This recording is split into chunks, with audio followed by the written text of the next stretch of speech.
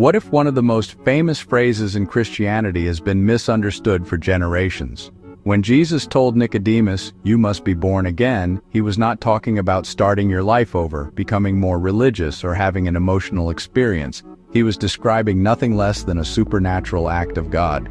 And, that changes how we read John chapter 3, verse 16 too.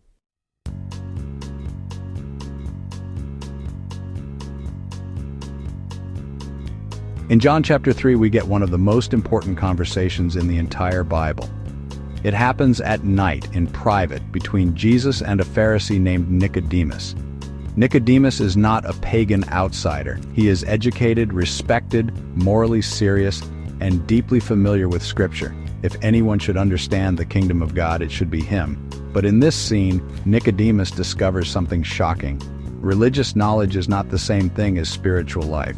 If you enjoy thoughtful Bible study and deeper theology, consider subscribing to Biblical Theology Institute so you don't miss future lessons.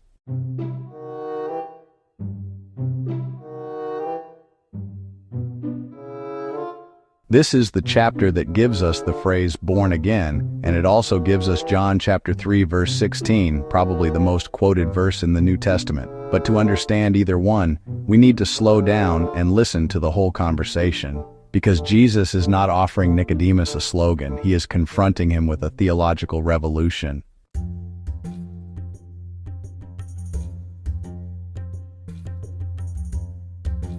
Section 1. Why Nicodemus comes at night. John tells us that Nicodemus came to Jesus by night. That detail matters.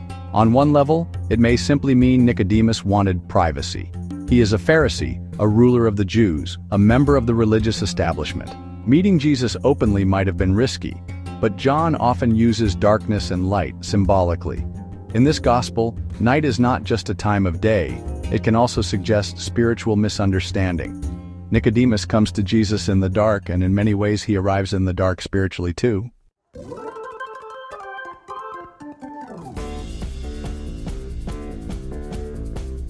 He begins respectfully saying, "Rabbi, we know that you are a teacher come from God, for no one can do these signs unless God is with him." That sure sounds impressive. But let's just notice what Nicodemus actually says here. He recognizes Jesus as a teacher.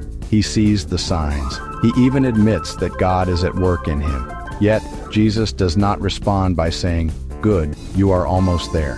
Instead, he goes straight to the heart of the issue. "Truly, truly, I say to you, unless one is born again, he cannot see the kingdom of God." That is a pretty jarring answer. Nicodemus is talking about signs and teachers. Jesus is talking about new birth. Why is that? Well, because Nicodemus's problem is deeper than just a lack of information. He doesn't merely need better arguments. He needs new life.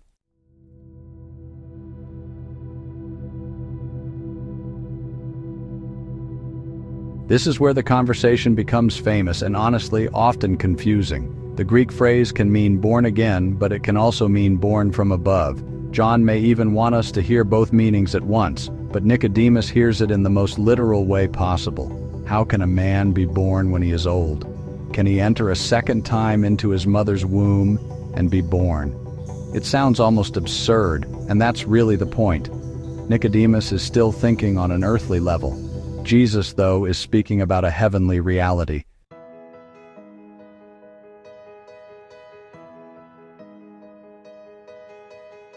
So, what does Jesus mean? He explains it this way. Unless one is born of water and the Spirit, he cannot enter the kingdom of God. This has been debated for centuries, y'all. Some folks take water as physical birth, others connect it to baptism. But the strongest Old Testament background is probably Ezekiel chapter 36. In Ezekiel 36, God promises Israel, "I will sprinkle clean water on you, and I will give you a new heart, and I will put my Spirit within you." That's not about natural birth. It's about cleansing, renewal, and the transforming work of God's Spirit.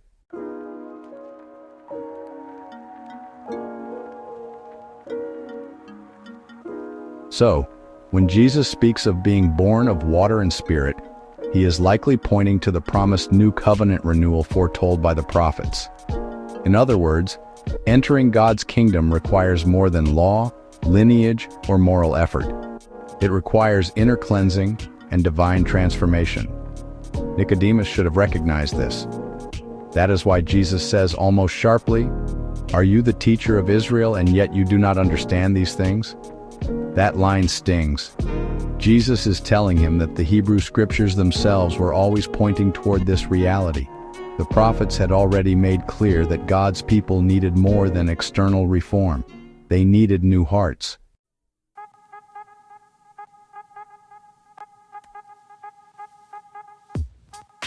Section 3. Religion cannot produce new birth. This is one of the most important theological points in John chapter 3. Nicodemus represents the best of religious Israel. He is serious, disciplined, knowledgeable, and respected. But Jesus tells him that none of those things can produce the life of the kingdom. That which is born of the flesh is flesh, and that which is born of the Spirit is spirit. Jesus is not using flesh here merely to mean the physical body. In John's Gospel, flesh often points to human weakness and natural human existence in its fallen condition. Human effort can produce human results. Flesh produces flesh, but only the Spirit can produce spiritual life. That means no amount of education, morality, ancestry, ritual, or discipline can create the new birth. These may have value in their place, but they cannot generate life from above. This is part of why the passage remains so relevant. Nicodemus is not a villain. He is sincere, he is thoughtful, he is devout. And still, Jesus says you must be born again. That is humbling. It means the kingdom of God is not entered by credentials. It is entered by grace. I'd love to hear your thoughts. How do you interpret this passage? Let me know in the comments.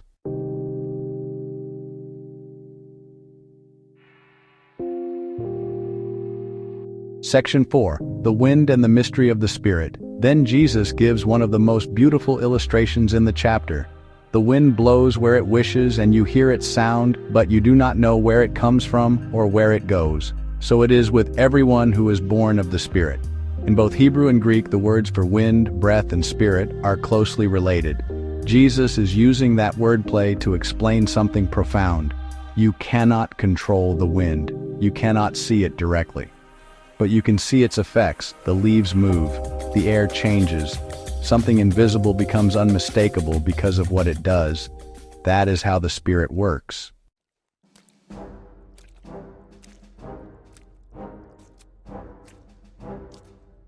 The new birth is not something humans engineer. It is not a technique. It is not a formula. It is not a religious achievement. It is the sovereign, life-giving work of God. Now, that does not mean it is irrational. It means it is supernatural. Nicodemus asks, how can these things be? That is the question, isn't it? How can dead hearts become alive? How can sinners be cleansed? How can people truly change? Jesus' answer is not, try harder.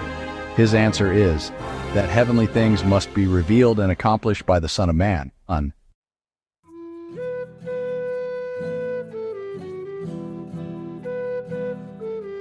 Section 5. The Son of Man must be lifted up. At this point, Jesus moves from the necessity of new birth to the means by which it becomes possible. No one has ascended into heaven except he who descended from heaven, the Son of Man. Jesus is not merely a teacher discussing spiritual ideas. He is the one who comes from above and therefore has authority to speak of heavenly things.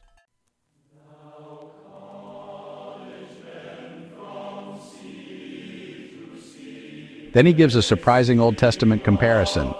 As Moses lifted up the serpent in the wilderness, so must the Son of Man be lifted up, that whoever believes in him may have eternal life. This refers to Numbers chapter 21. Israel sinned in the wilderness. Venomous serpents came among them, and people were dying. God told Moses to lift up a bronze serpent on a pole. Whoever looked at it in faith lived. It was a strange moment in Israel's history, but Jesus says it was pointing forward to it. Just as the serpent was lifted up so dying people could look and live, the Son of Man must be lifted up so that those dying in sin might believe and receive eternal life. Now, lifted up in John has a double meaning. It refers both to Jesus being physically lifted up on the cross and to his exaltation in glory. The shame of the cross becomes the place of salvation. This is crucial. New birth is not floating in the air as a vague spiritual idea.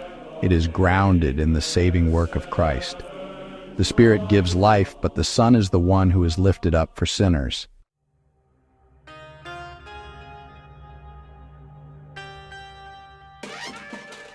And now we come to John 3:16.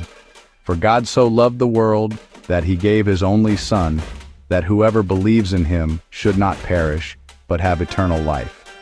This verse is, really familiar, but sometimes that very familiarity can hide just how powerful it is. First, God so loved the world doesn't just mean God loved the world a whole lot, though that's certainly true. It also means God loved the world in this way. He gave his Son.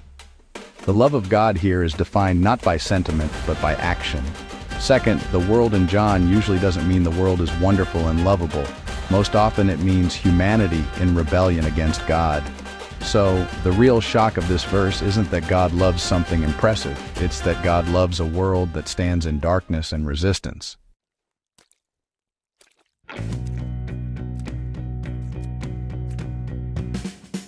Third, the gift of the Son points us right toward the cross. God's love isn't just some abstract idea, it's sacrificial. And fourth, the response God calls for is faith. Not achievement, not status, not heritage, but belief in the Son. This verse isn't disconnected from the rest of the conversation. It's actually the climax of it. Why must someone be born from above? Well, because the human condition is desperate. How does that happen? Through the Spirit. On what basis? Through the Son, who is given and lifted up. And why? Because of the astonishing love of God. That's the hidden richness of John 3:16. It's not just a standalone slogan. It's really the center of a whole theology of salvation.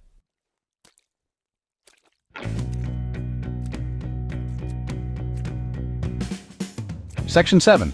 Light, Darkness, and the Human Heart. The conversation closes with one more searching theme: light and darkness. Jesus says that light has come into the world, but people loved darkness rather than light because their works were evil. That is an uncomfortable statement, but it explains so much. The problem is not merely lack of evidence, the problem is moral and spiritual resistance. People avoid the light because the light exposes what they are, but whoever does what is true comes to the light.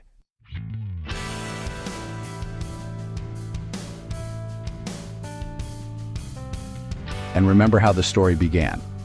Nicodemus came at night. Later in John's Gospel, Nicodemus appears again. First, he cautiously defends Jesus before the Pharisees.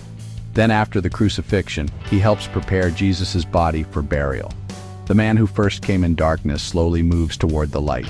John does not give us a dramatic testimony speech from Nicodemus. Instead, he gives us something more realistic and, in many ways, more moving.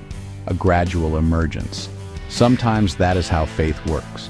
A person begins confused, hesitant, half in the shadows, but the words of Jesus keep working on them.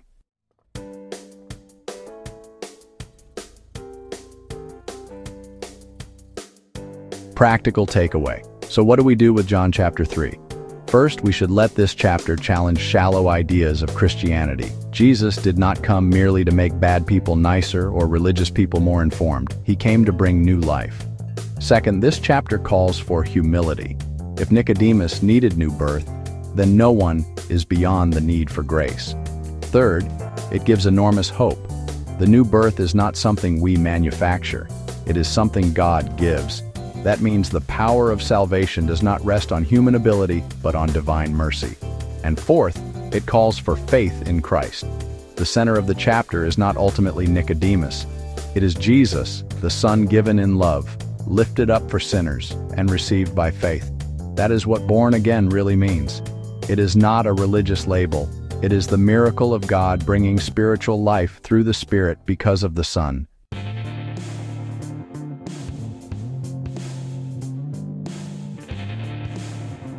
John chapter 3 is not just about a late-night conversation. It is about the moment a deeply religious man discovers that what he needs most cannot be earned. He needs new birth. And maybe that is why this chapter has never stopped speaking to people. Because beneath all our knowledge, our effort, our sincerity, and our questions, the deepest need is still the same. Not more information alone, not more religion alone, but life from above. And that life is found in the Son who was lifted up so that whoever believes in him would not perish but have eternal life. If you found this helpful, please like the video and share it with someone who enjoys serious Bible study. And don't forget to subscribe so you don't miss our next deep dive into Scripture. Your likes and comments help more people discover these teachings. In your comments, tell us what you think about the following questions. When Jesus said born again, do you think Nicodemus misunderstood the phrase completely or only partly? Is John 3:16 usually quoted in a way that misses its larger context? Why do you think John emphasizes that Nicodemus came at night?